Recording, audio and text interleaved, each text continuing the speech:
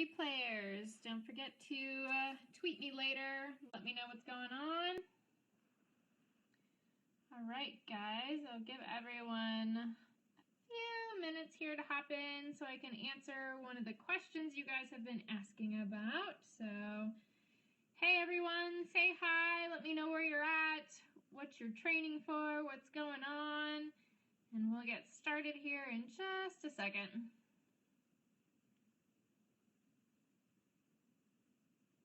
All right.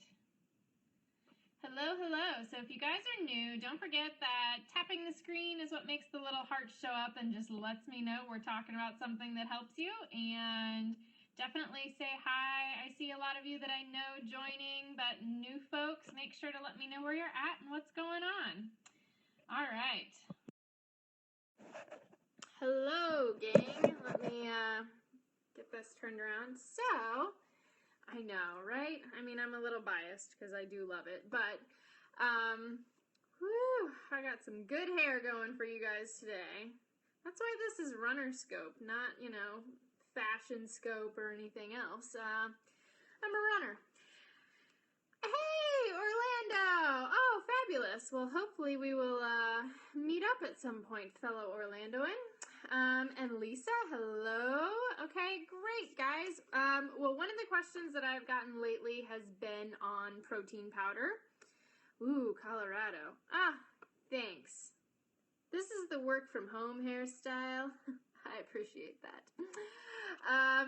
So on protein powder, oh man, you guys are everywhere today, and you're talkative. I love it. I'm doing all my scopes in the afternoon from now on. So protein powder, let me know if you have a specific question. Otherwise, I'm just going to answer some of the things that have kind of come up in terms of do you need it and what are the different types and does it even matter? So one of the biggest things I will say is that I personally am dairy-free, and I have just found it makes me feel a million times better. So that means I don't use a lot of the protein powders that are out there. They contain whey or casein, which are dairy derivatives. Now, some people who are dairy-free can do some of those without issue, so you have to kind of test that out a little bit for yourself. But here's my other big issue with lots of those. They may have some great flavors. I mean, they've got, birthday cake and mint chocolate chip and all of this stuff, but if you look at the ingredients that are in there, the chemicals and the weird additives, you don't need the protein that bad. It's not worth it to be putting all of those other things in your body because they're going to just be undoing all the effects of having taken the time to get the extra protein. So the one I am specifically referring to is muscle milk. I know my husband loves it. He thinks it tastes amazing, but if you look at the ingredient list, it is just kind of terrifying. So really and truly, when you're looking for a protein powder, I have to say, that's the key thing. First, whether you're, whether you are using it because you need to increase your protein or whatever, you have to look at the ingredient list. It's just, you're negating all the benefits if you're getting something with just tons of weird additives in it. And I hate to throw them under the bus, but they're the ones that come top of mind because you see them so frequently. They sponsor a lot of races and stuff, so something to consider. Now, why would you use a whey protein? A lot of people have said, or studies have shown whey protein can help you maybe build muscle a little bit faster. So if you, avoid frankenfoods, I agree. So if you're looking to build muscle and you have no dairy issues and you can find yourself a very good, clean whey protein powder, then that's totally fine. I don't have anything against it. You did see, here's what I was holding up at the very beginning, is Vega. And this is what I have been using now for, 5 or 6 years. And like I said, some of this is because I am dairy-free. So I can't do some of those other powders that are on the market, but I like this because it meets my requirements. Like I said, it's clean. There's not all these weird things in it. I can pronounce every single ingredient in here, and this happens to be their newest flavor, which is mocha Oh my god, I'm freaking obsessed. So let me say, Vega has a couple different lines. They have the Sport and they have what's called Vega 1. Now, when I first started using them, I was using their Vega 1, and like I said, this was like 6 years ago, and it had a very green taste to it. I mean, so if you don't like greens powders and things, it was pretty green. Their newer formulas are much better, so even the Vega 1 newer formulas are much better. However, I will still say people like my husband, who, as I mentioned, will drink things like muscle milk, which I would just not recommend, he prefers the Sport. So the Sport flavors, I feel like the chocolate, the vanilla, or the mocha are just a little more palatable for most people. And it's because these are really focused on the protein, whereas the Vega 1 has all kinds of other minerals and nutrients and things like that in that. Yeah, so actually I'm posting a recipe tomorrow using the Vega protein for my morning oats. So I make high protein oats now, just for something different lately, and I'm using the mocha protein in it. I really like it. So if you are doing a plant-based protein like this, then there are a couple things to look for. So you can find hemp protein, those are great.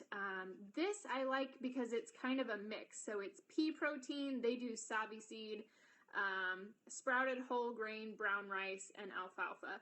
So because it's not a animal, when you're looking at your protein, you need one that's a little bit well-rounded so that you are hitting all of the amino acids. So if you're doing just a brown rice or just a pea protein, sometimes you need a little bit of something else with it. So that's something to consider. The other options are, there are ones out there that are egg white protein, and that's still great. For a while I was off of eggs, so I was avoiding those too, but there are some out there that are really good. I actually had a little note here for you guys. So the egg white protein is going to be really rich in minerals. However, it can be really expensive, and it can be an allergen too. So a lot of people don't realize they have a little bit of an egg allergy, and that can come and go based on stress and lifestyle and things too. Soy protein is obviously another option that's out there. Now, it is going to be an easy way to get a little bit higher protein. You just have to kind of weigh how it impacts you. I have no estrogen, so I don't really have any concerns about something that would elevate my estrogen levels. I'm really looking for things that are, again, clean, not genetically modified. So you're kind of going back to looking at the list of ingredients. Where did that soy come from? It's the same thing like if you're looking at alternative dairy milks, you want to really look at that ingredient list. You don't want it to have things like carrageenan, just some things that we know cause digestive issues. So getting things to as much of their normal state, their original state as they can be. Now, do you need a protein powder? This kind of comes down to how you eat. So I personally have been hearing from nutritionists repeatedly lately that I'm not getting enough protein, and a lot of that is being an endurance athlete. I have a little bit higher needs, so probably do you as well if you're a runner.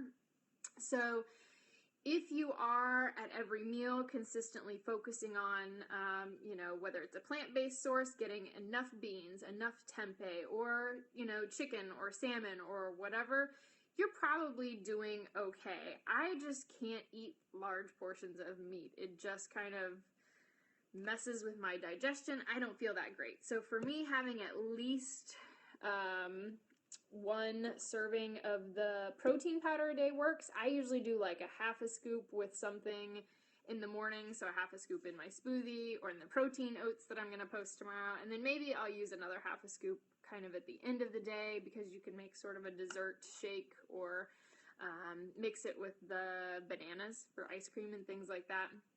So I try not to do more than one scoop a day. I just feel like I would rather, even though I think this is good and clean, as much as you can get from whole food sources is ideal. So the hemp seeds, the nuts, the proteins, the beans, the meats,